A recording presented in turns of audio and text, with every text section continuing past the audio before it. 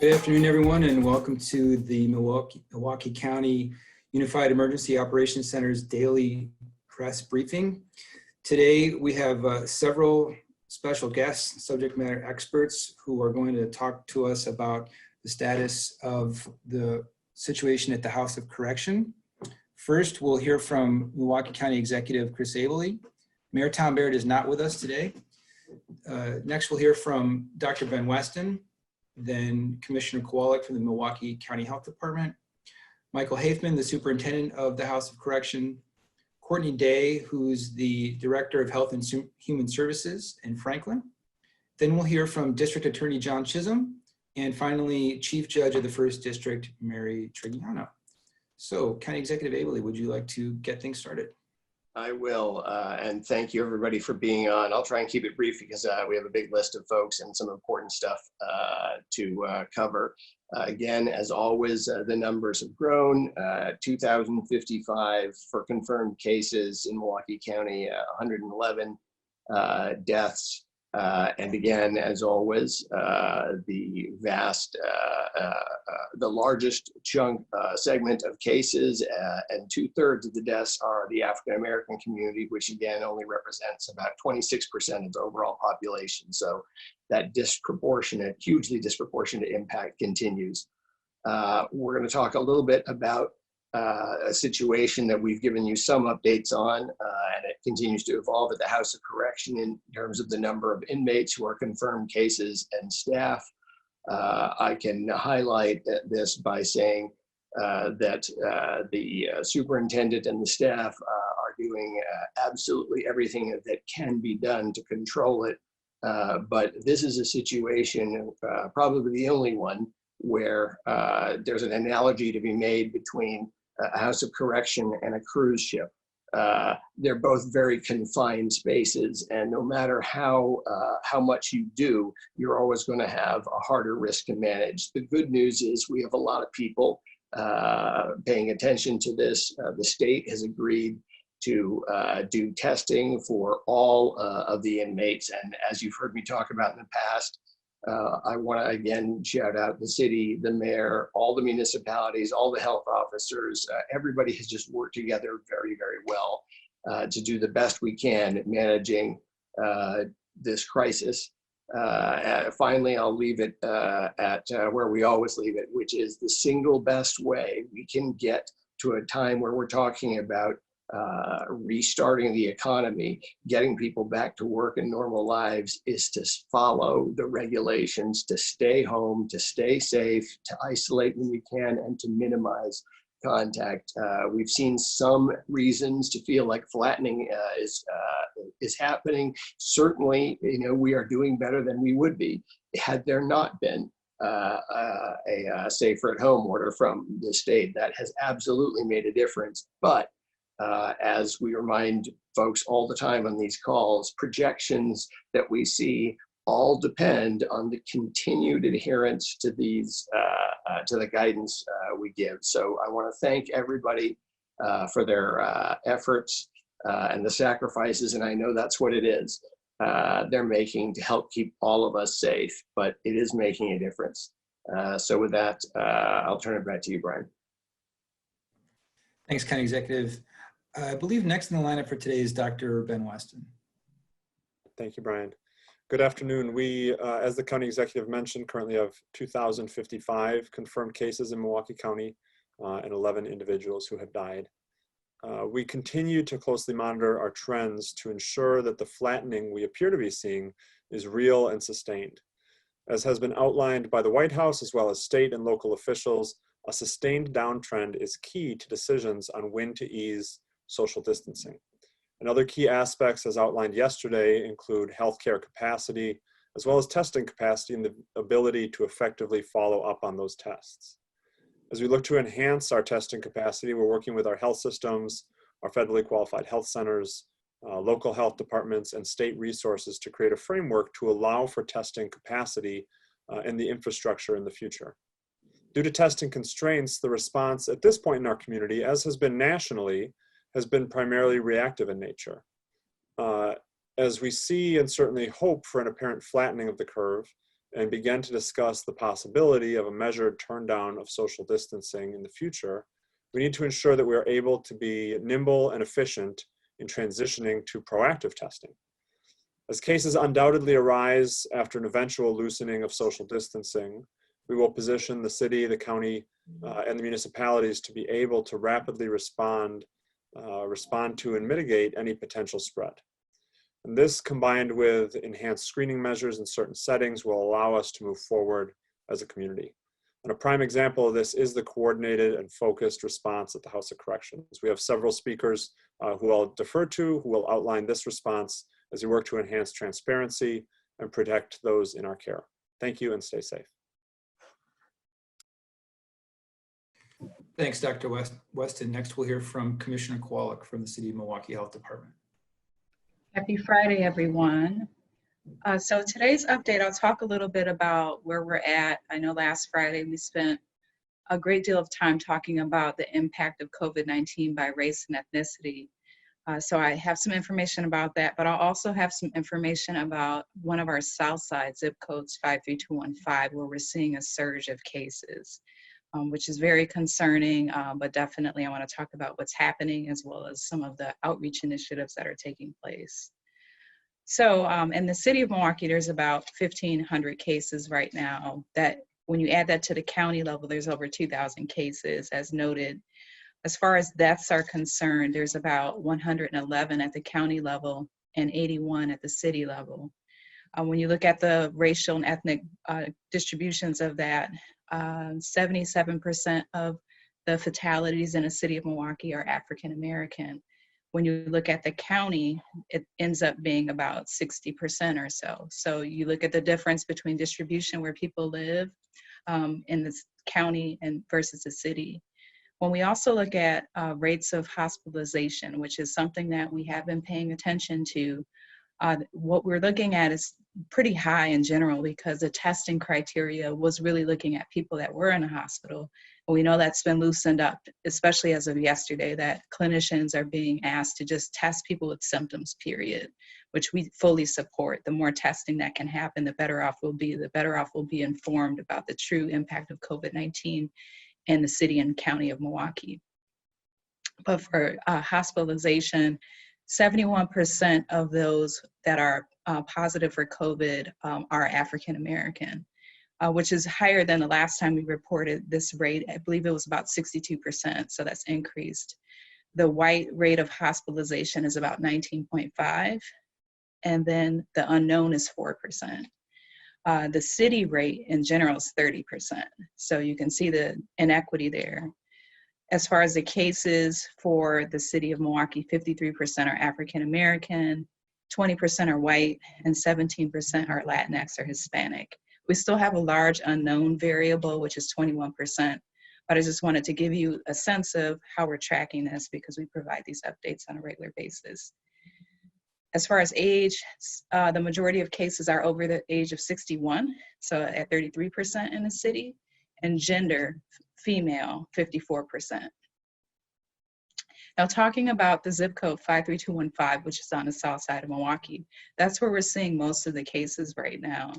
And we started to see this surge, honestly, at the beginning of this week. So Monday until Thursday. So we started seeing a jump to 140 cases, and then it increased by 20 to about 160 as of yesterday.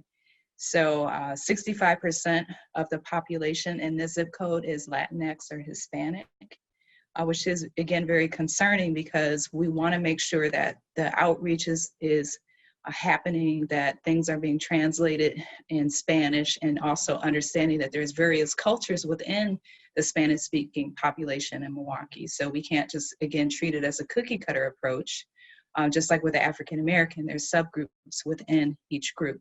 So looking at the unified emergency operations structure that we have with the county and the city, and all of the outreach that's happening through that approach.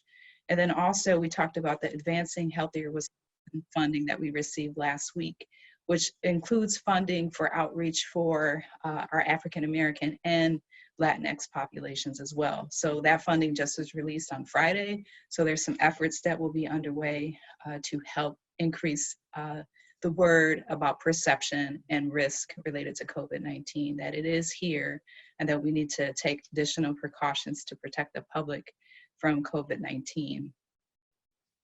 And then also that there's some additional testing initiatives that are underway. So over the next week or two, you'll hear more about that. We wanted to provide that information, but it's not ready yet. So just know that there's some things going on, but definitely more testing opportunities on the south side as well as north side are underway. So again, we're very grateful for the opportunity to collaborate and work on defeating COVID-19 together, but we also know that doing so, we have to be nimble, flexible, and provide very targeted approaches for the diverse populations in our community. Thank you. Thank you, Commissioner Koale. And next, we're going to hear some updates from folks who are directly involved with the House of Corrections. And I believe we have Superintendent Hafman on the line. Are you there, Superintendent Hafman? Yes, I'm here. Good afternoon, everybody. Just to give you some quick numbers, as of this morning, the House Correction was housing 623 inmates in the building. We are also supervising an additional 158 inmates on our EM, or electronic monitoring home detention program. At this time, we have 27 inmates who have tested positive for the COVID-19 virus. 26 of those inmates are males, 1 is female. 26 of those inmates are actually housed at the HOC, and 1 is currently supervised on our electronic monitoring program and is recuperating at their home residence. At this time, we have 17 inmates who are symptomatic. Of those inmates, 14 are males, 15 are males, 2 are females. 6 have been tested, and we're waiting for the results of the test. The other group is being evaluated by our medical staff. That evaluation will be completed this afternoon, and then it'll be decided at that point whether or not further testing is required or appropriate. As far as staff, right now we have a total of 23 correctional staff who are self-quarantining at their home address. There's various reasons why they're doing it. It could be that they're symptomatic, it could be that they were positive, or they could just be returning from out-of-state travel. Of that group, 2 at this point are positive. We've had as many as 4 staff members who have been positive. 2 of the 4 are no longer symptomatic and have been cleared by medical providers to return to work. We also have another 9 staff members who are presumptively positive for the virus. These are individuals that their medical providers have determined that they are symptomatic. They probably are positive for the virus, but they won't order tests for them at this point. So again, that's a group of 9. I believe the county exec did mention, and I believe it's going to be in a press release, we are having the state start to test every inmate in the facility. That process will start tomorrow and conclude sometime Sunday, and then at that point we are going to proceed to test all the staff of the HOC. That includes correctional staff and support staff that have to work on site. We've also, as another mitigating process, in addition to all the cleaning that we do inside by ourselves with our staff and the inmates and the disinfecting, we've contracted with Solid Surface Care. It's an outside vendor. They will be coming in starting either Tuesday or Wednesday, but it won't be later than Wednesday. And for the next 29 days, they will be disinfecting the House of Correction, all the common areas, any area where staff and inmates have access to, in an attempt to try to slow the spread of the virus here. That's all I have at this point. Okay, thank you very much, Superintendent Hafman. Next, I believe we'll hear from Courtney Day, who's the Director of Health and Human Services in Franklin. Thanks, Brian. Yeah, so I just wanted to echo everything that the county exec and the superintendent have said about the House of Corrections. But also I want to say that even before we knew there were cases there, individuals from the House of Corrections reached out to us to start putting a plan in place of what would happen if they did in fact have any positive cases. And I think because we started that planning process early with them, we're at a place that we are now. Had we not done that, I think there would be significantly more cases than we're seeing right now. And just wanted to give a few updates of what we're doing here in Franklin. Since the House of Corrections is located within the city of Franklin, we're the health department that is assisting sort of their efforts locally. We've been working with their medical staff to make sure that inmates are tested appropriately, pulled out of general population and isolated or quarantined based on their symptoms and test results. We've provided them with thermometers to take infrared temperatures of inmates daily to help assess which of those inmates are showing symptoms. We've been working with other officers to determine which staff might be symptomatic, which staff might have been in contact with inmates who have tested positive, to determine which of those individuals needed to be put on isolation or quarantine. I'd like to thank all of the local health departments that have been helping us with all of this, because many of the staff that work there reside in other jurisdictions, so we've had to rely on their help as well to follow up and do the contact tracing for those staff members. And we really do appreciate the state and the National Guard coming in to assist with the testing. I think this is going to be one of the big first pushes of testing a large population of people who might not be symptomatic, but it'll give us a really great indication of the general population of who may or may not be walking around asymptomatic that is also positive. And hopefully this will let us get ahead of the spread within the facility by being able to appropriately isolate all of those who test positive. Great. Thank you, Director Day.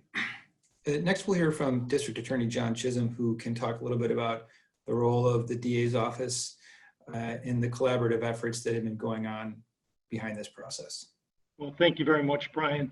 You know, right from the beginning of the governor's declaration of an emergency, we recognized that we had the continuing obligation to keep the community safe, but part of that obligation also required that we consider keeping the people that were going to be removed from the community safe as well. And there's a lot of reasons that we had to do that. The most important one is our obligation, while somebody is in our custody, to treat them humanely and to make sure that they receive all the due process and rights that they're entitled to. But we also recognize that in a congregate environment, that the widespread infections would really tax the resources of the entire community. And so we immediately decided that we had to determine which people had to remain in place.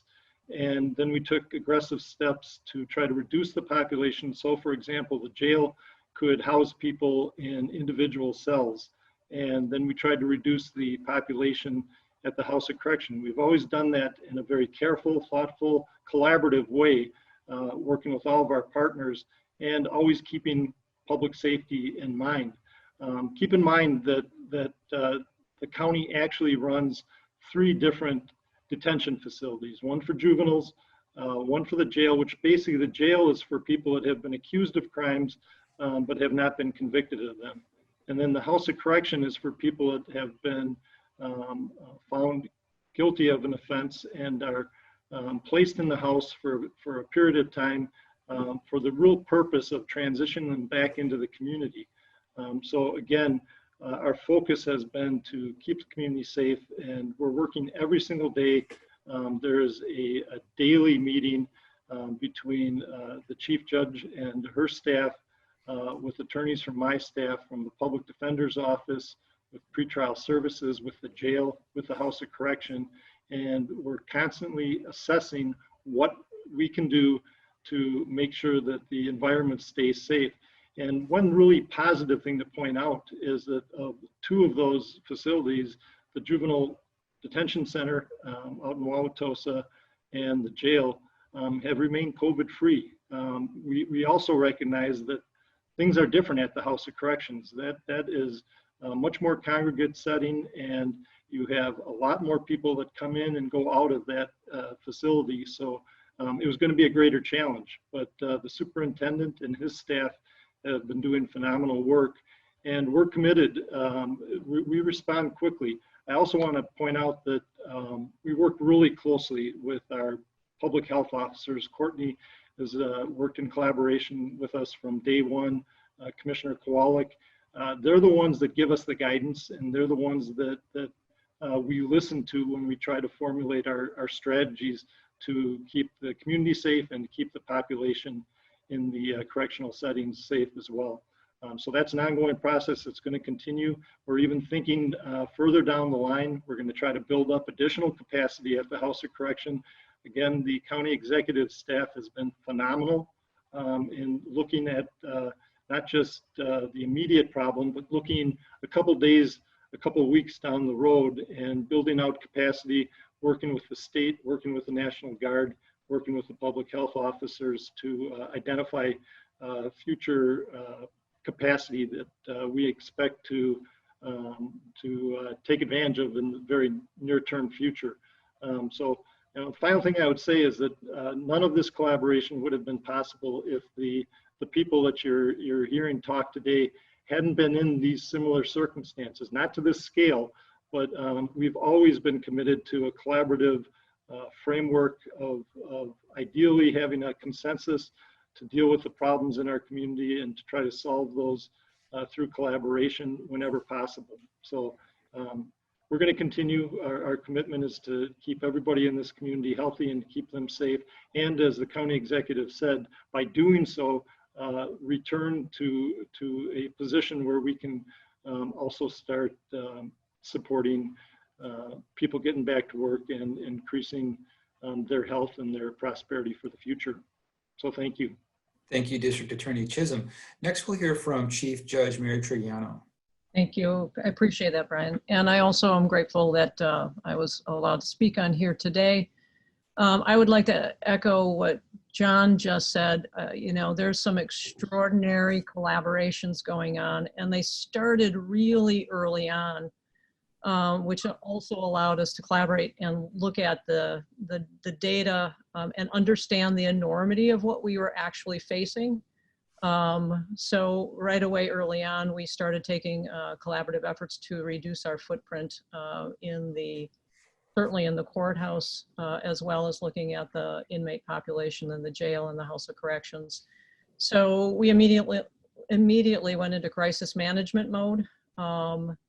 And I'll just talk about the criminal division.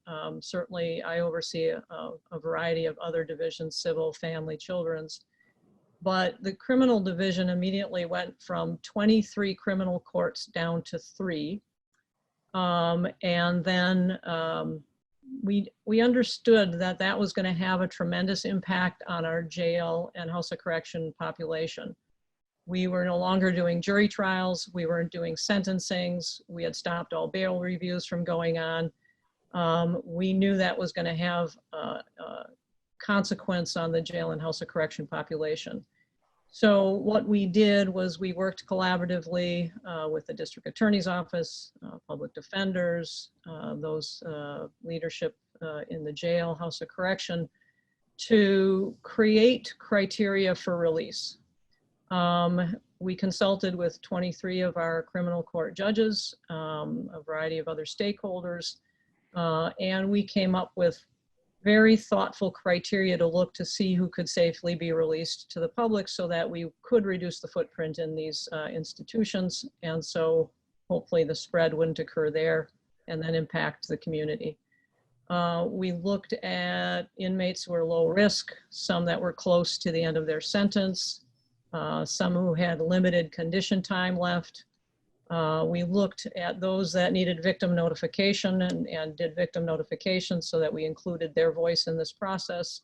We looked at other categories like women, older populations that were in both the jail and the House of Correction, or those that might have significant mental health issues. We put that criteria together, and then under my order, we released a variety of inmates to help ease the footprint in both of those places. The other thing that we did was, in creating 3 criminal courts that are still up and running in the courthouse, we were able to designate 2 courts that could review bail reviews and look at a variety of other cases that might be ripe for release after a judge reviewed those cases. So we still have those 2 processes going. John is correct, they are ongoing. We need to be mindful and very careful about what we're doing, but I think it's really important that we continue those processes. We also were certainly concerned about those that we were releasing and whether they had support systems in the community, including a place to be housed and other supports around them. And I know the House of Correction and the jail were very concerned about that as well, and did some pre-planning for those that would ultimately be released. Those are the things that we did through the courts and continue to do those today. Thank you so much, Chief Judge Trigiano. So we'll now move to questions. And for folks who are new to the daily press briefing, please take a look in the chat window for questions so you can think about your answers ahead of time. We have quite a few questions, and so I will try to go through them quickly. Feel free to give brief answers, and if there are follow-ups, we will follow up. So the first question is from Sharon Wagenda at CBS 58. This is for any city or county leader willing to chime in. The question is, should grocery workers receive first responder designations so they can receive better testing and PPE resources? I can answer that. I believe that there's been some more discussion about this, who's considered an essential employee or not, based off of the CDC's updated guidance. We definitely support grocery workers or anyone that's considered essential, that's one, going out and not being able to stay at home or work from home, so that we can all still have somewhat of access to the food chain, that is very essential and important. We also know that there are concerns about access to personal protective equipment. So like the mouth coverings or face coverings is a very important step, but the employer should be the one to provide those since people are on the job. We also had questions about testing, and as testing is expanded, we would like to just have more broad-based testing, period. Individuals that are still out and about as essential should be tested as more testing becomes available. So we're hopeful that that ramp up is happening sooner than later so that we can have a better sense of what's going on. But definitely if you're an essential worker, whether you're a healthcare worker, EMT, law enforcement, first responder, grocery worker, transportation person, like you're definitely more exposed than people that are not required to go out. Thank you. Did anybody else want to weigh in on that question? Okay, next question is from Tim Vetcher, who, this is from Katie Crowther at TMJ4. And she asked, Mayor Tom Barrett confirmed this week that the 53215 zip code on Milwaukee's south side is a hotspot. I think we touched on that briefly already, right? Yep. And thank you, Commissioner Koale. Next, I see from Bruce Vilmetti from the Milwaukee Journal Sentinel. Do people think the 27 infected inmates is a large enough number to suggest much faster spread is coming? Or is it low enough to think that a really big spread can be avoided? Of the 623 inmates at HOC, how many, if any, are being housed for the State Department of Corrections? I can take the first part of that. I'll have to defer the second part to someone else. But I think we've been at 27 for a couple of days, which is good. We do have several tests pending. At this point, we've only been testing people who are symptomatic. And I think we're going to get a better indication of what the spread looks like in the jail after this weekend when we're able to test all of the inmates and then be able to house them appropriately based on lab results and symptomology. So I think right now 27 is great considering the congregate setting that they're all living in. We're hoping to keep that number as low as possible, and this testing will help that.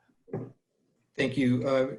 Is anyone able to answer the second part of that question regarding whether or not there are any inmates any Department of Corrections inmates that are currently housed at HOC? Perhaps Superintendent Hafman, if he's still with us. Yes, I'm with you, Brian. What I can tell you of the 623, 30 of those inmates are actually from the DOC. They're from the Division of Adult Institutions. These are individuals who have a year or less to serve on their prison sentence. They're housed here, and then the county is reimbursed for the cost of their incarceration. Those inmates were here prior to the outbreak. We have not accepted any additional inmates. And again, those inmates through attrition, when their release dates come up, will be leaving our custody. I don't have the exact number, but I know from previous, looking at previous reports, we're right around 10 inmates we're housing. These are inmates that were sentenced to a term in prison. They are to be transferred to the prison system, but the state has closed down the prison system. So they're sitting with us until such time that the prison systems are reopened. Great, thank you. And I believe the next three questions are probably for you, Superintendent Hafman. This is from Nick Bohr, and he asks, is HOC still doing work release? Is that an issue? No, we're no work release. Any inmate that was actually going out to work or for whatever the 8 reasons that they get work or HUPA privileges for, all those individuals have been transferred to the electronic monitoring program. So all of those individuals are going out from their residence each day, and they're supervised through our GPS program. Okay, thank you. Next question is from Ben Jordan at TMJ4, and he asks, what's being done to prevent the further spread of the virus to inmates and staff? We've actually, I mean, in addition to our own cleaning efforts, which I mentioned before, we've now contracted with an outside vendor to come here and sanitize the facility each day for the next 29 days. One of the other issues, inmates do not move out of the dormitories. So we don't put any new inmates in a dormitory. They stay there. If an inmate is symptomatic, they're immediately removed. They're triaged. They're put in segregation. If the medical team determines it's necessary, they're tested, and then they're housed accordingly. Every inmate in the facility is issued a mask to be worn while they're in the facility. Those masks are replaced every 6 days. All the staff are issued the PPE that they need for their particular post or work assignment. And basically, one of the issues we're going to do now is we're going to be testing all the staff. The state has agreed to test all the staff, so hopefully we're going to prevent any further spread. Thank you. Next question from Brittany Lewis, I believe from CBS 58. Why wasn't the testing of inmates and staff members in the deep cleaning done sooner? Why wasn't this started before seeing the numbers to prevent further spread? The testing and deep cleaning was actually started before we even had an inmate who tested positive. As far as testing, we started out with 1 symptomatic inmate, so we began testing as soon as we had symptomatic inmates, and we began sending officers home and making sure that they were well to work and doing self-quarantine. So there was no delay in doing this. It was done immediately as soon as we were put alert that this was something that we had to deal with, and that goes back to about mid-March. Thank you. Next question is from Ben Jordan at TMJ4, and he asks, how many cases are there at the juvenile facility and how many cases at the jail? I think we were just able to update the dashboard with some data about the youth facilities, but does anyone want to take that question? I don't want to speak for the jail, but we were at a meeting today, and at which point we were informed that they had 0 cases. In other words, they had no staff members who were positive, and they did not have any inmates who were positive for the virus. I can't speak to the juvenile center. That's my understanding as well. DYFS is screening every youth that comes in right now and taking temperature, asking questions, background, etc.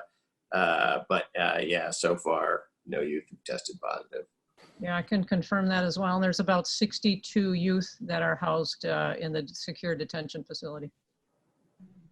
And we do have Assistant Jail Commander Bill Duckert on as well, and perhaps he could respond to the question about the status of the jail. Yeah, good afternoon. We have 0 cases of positive cases for inmates and 0 positive cases for staff at this time. Brian, if I could just weigh in just briefly on that, that is really remarkable, because again, keep in mind that since I think April 4th, we haven't been transferring anybody from the jail out to the house. But in the meantime, we are still processing people for violent offenses. And so I want to make that clear to the public as well, that people are still being brought in for domestic violence offenses, for weapons-related offenses, sexual assaults. Those cases are still being brought in. They're still being processed and charged. So one of our concerns has been to maintain that status in the jail and I think the reason they've been able to do it, we'll let the health commissioners talk about this, is they early on implemented single cells for their inmates. And I think that's been a key part of our strategy, is to try to keep the jail free and to develop the extra capacity at the house. But it's created complications that again, we're working very hard to address those in the very near future.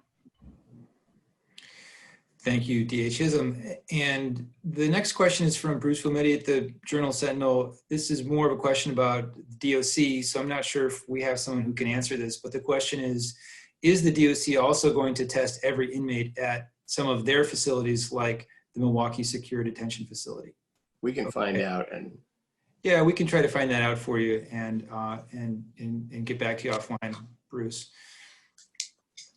Next question I have is from Nick Bohr. This is for Commissioner Koale. What can you say about the report that 18 MPD officers are infected and 43 are in quarantine? Is that concerning? And what steps are being taken to protect officers? So as any other employer or city department, once there are cases like the case investigation and the contact tracing happen and you discover where these people work, then that's how there's notification there. We don't, as far as providing details of who and all of that, we don't get into that because of HIPAA protection. But every organization that has essential workers or first responders should be concerned about exposure due to one's line of work. So our police department, our fire department definitely have ramped up efforts. We all have been really pressed for additional personal protective equipment, the respirators, our masks, and just all of the efforts that have gone on since this outbreak has started. So we've been working through this unified EOC arrangement, so the county and the city, and making sure our first responders have access to protective equipment. But you can imagine in one's line of work, there's quite a bit of exposure, you know, being 6 feet or less for more than 10 minutes. So just continued education. There'll be an opportunity for some more updates about this next week. So I would just defer to having someone from Milwaukee Police Department on deck to speak a little bit more about it. But just my general perspective is, you know, as we have more and more of us that are essential workers and still risking our health and our lives to do this work, that there's an increased opportunity for exposure to COVID-19. So it looks like the next two questions are about 53215. So I just want to acknowledge a couple of points with this. So of course, there have been enforcement strategies that have been underway, and those have been ramped up more recently. So that will be discussed next week as well. But just some concerns about community engagement and understanding the severity of COVID-19, that some of those concerns were expressed to us, to our alders. So shouting out Alderman Jose Perez in particular, but just really working with us, notifying us of any violations of the order and following up on it, making sure things are not operating or functioning. So it's really important for us to be aware of that, not to be, as I say, the party pooper, but this is about prevention or slowing down the infection, so slowing down the spread of COVID-19. So unfortunately, you'll see, you know, these hot spots. Again, when we're looking at the north side and then the south side, you see these similar heat map distributions and some overlay related to the root of racism and inequity. One other point that I want to address is when we're looking at the data, the race and ethnicity data, how we have this 21% of unknowns, and that's something we're working on addressing. You know, are those unknowns more Latinx or Hispanic? We're not sure. We do know that there are concerns about revealing one's race and ethnicity to protect yourself from, or protecting themselves from discrimination in the course of care. So we'll work to fill in the gaps there, but we do know that 53215 is a predominantly Latinx or Hispanic area of town, that we will be looking at some of these hot spots, like the source of the infection. Did the election play a part? Did any religious celebrations play a part? And since this is new, like today's Friday, so this would have been Monday, it takes time to conduct the investigation to be able to connect the dots. So once that investigation is complete, just like on the north side, we'll actually provide that out to everyone in a formal manner. So stay tuned for that. Okay, thank you so much, Commissioner Koale. So next is a question from Jeremy Janine with Urban Milwaukee. This is also for Commissioner Koale. Can you tell us about, and perhaps you've touched on this already, the contact tracing efforts in 53215? Yeah, I just addressed that. Yeah. With general response. Thank you. Next is from Derek Rose at WISN. Has any of the contact tracing linked back to any of the polling locations from Election Day on April 7th? Same. Addressed. Okay, thank Yeah. you. Thanks. I'm trying to do several things at once here. So I think that is all the questions that we have. Chief Judge Trigiana, did you want to weigh in on any of the previous questions? No, I was just commenting before on the numbers in the juvenile facility, but I'd also like to say that the other efforts going on here on the 7th floor of the courthouse by a variety of very brave folks who are continuing to do domestic violence injunctions for those that are filing them. Before COVID struck us here, we had probably 120 cases a week.